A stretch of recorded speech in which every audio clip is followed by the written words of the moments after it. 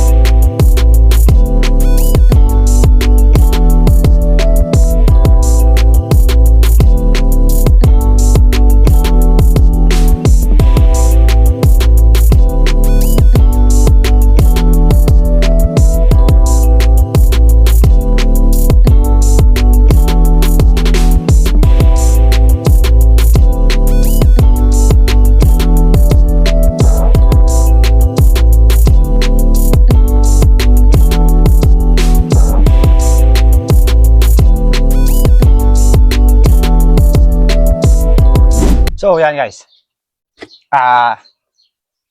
Reveal natin gano'ng karami yung laman na kinasya. So, eto, pakita ko sa inyo. So, yan guys. Etong isang tumpok ay 100. So, 1, 2, 3, 4, 5, 6, 7, 8, 9, 10. So, 1K, 2K, 2, 1, 2, 3, 4, 5, 6, 7, 2, 7, 50, 70. 2770. Hindi ako nagkakamali.